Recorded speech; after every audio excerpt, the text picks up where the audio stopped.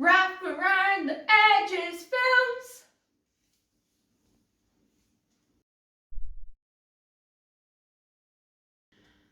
Windsock, socks that are windy. Now we have a black bin liner, and the reason I've chosen a black bin liner is that every household will have bin bags somewhere. And I'm trying to use materials that you can find around the house very easily. And if you have other colours, that's great.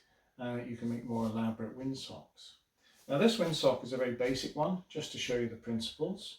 And if you're working with your kids, you can make really dramatic large-scale ones if you've got some space to do that, like the living room or a kitchen. But we've got a table here, and first of all, this is the open edge of my bin bag. And then we've got the bottom, and we've got the edges. Now we need to prepare by cutting the bottom of the bin bag off and one of the sides. Now here we're going to cut the bottom, as I said, of the bin bag. I'm going to cut along here, cutting a strip, and usually scissors will cut and blind quite well. This may be something you need to do for a very young child. The older ones will be able to get their heads around this. Now, I've got the sealed edge along this side, and we're going to cut that off as well in the same fashion. Cutting those strips.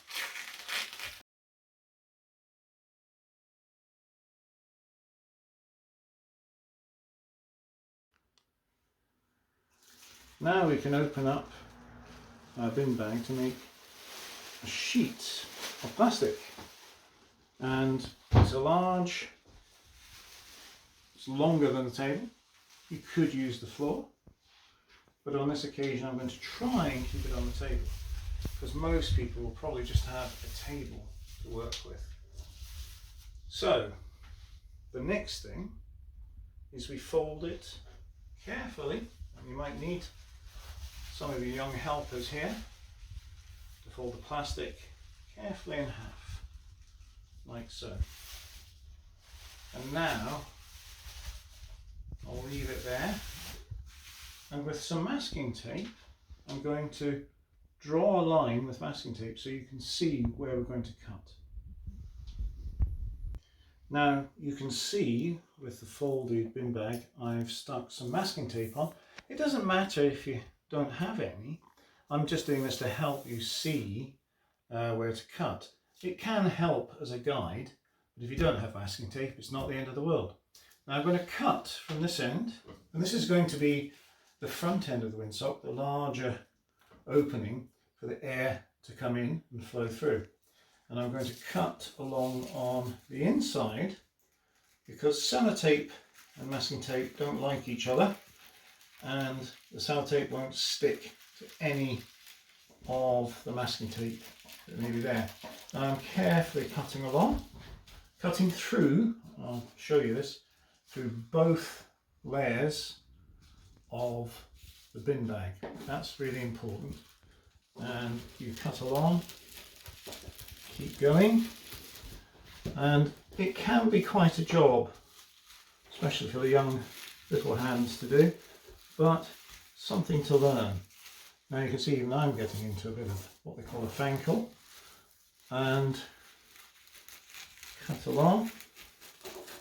And now I've got almost to the end, so I'm going to pull it onto the table. That's the difficulty when you don't have a large enough surface. I'm cutting along until I get to the end, and the end is going to be a small little hole compared to the large hole here. Right, now we've got to the stage, and you'll now notice, if you're careful, I've got the top layer and there's the bottom layer, and I'm going to pull back the top layer, and that's hard to see I guess on camera, but I've left about 2 centimeters of the bottom layer sticking out, so if I can lift that you can see. And the reason for that is we're going to use sellotape to stick those 2 bits of plastic together along that edge. Now the trick I find with the sellotape, with one piece, I'm going to stick from the front of the windsock, overlapping both the under part of the plastic and the top there. And I've cut loads of sellotape and stuck to the side of the table. Just makes life a lot easier. The other trick is take small pieces of tape, overlap slightly with each other. If you use one huge long piece of tape, it makes it a very weak join. When the wind blows, it'll just blow apart. So lots of little bits of sellotape, sort of almost knitting together, working along the length of your windsock. Now I'll go as far as I can with the tape I've got.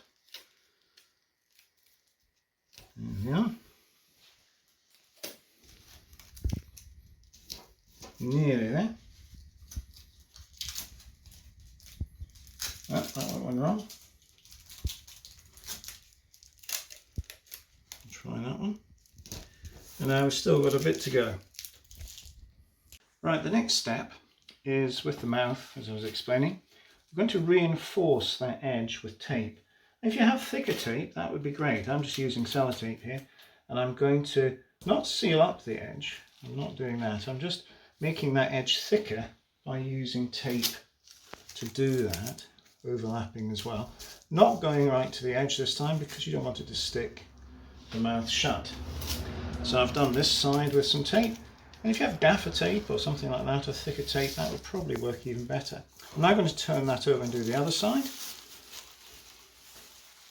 It also makes it stronger because we've got to attach what we call a bridle or a string in effect, so we can stick it to a piece of bamboo, so you can then make it easier to fly and run around the garden or the park. Anyway, I've reinforced that. Next stage, we're going to cut a piece of string, and I've cut this about 1.5 meters, and I'm going to take one end, and ideally you would want to take one edge and cut a small hole here, tie it through and then sellotape it, but for speed and some clarity I'm just going to lay it on top, take some tape, though you will need it tied on for strength, and I'm just going to tape it on so you can see how it works. Try not to stick the mouth together while doing it. Then I'm going to flip it over and then find the other end of my string and do the very same thing on the other side. And take some tape and stick it on. Now this gives you the bridle, good distance from the mouth. The only other thing I would suggest you could do with this very simple windsock is possibly think of ways of decorating the head of it. Now we have our windsock with its decorations, with the attached loop. I'm going to take the loop here on my finger and I'm going to now attach it onto the end of this bamboo that my special effects team Annie has helped put together. And we're going to sellotape it on. And the cat, of course, has been helping very much over the last few days, keeping spirits and morale up. Now, I'm going to get our special effects team to demonstrate, and we'll see if we can get it to inflate. There we are, you can see it's inflating, and it's a modest little windsock. And if you get a park somewhere close by, you can, with your children, run around, and hopefully you've got your own built-in distance measuring stick for not getting too close to others, because I don't think anybody wants to get their eye poked out with that stick. So, and at another point in time, I'm going to then maybe do a larger demonstration and show you how to build very large windsocks using very simple materials. But this is the starting point where you can start modestly on a kitchen table, and if you can get a larger space, maybe the floor at home, then do a larger version.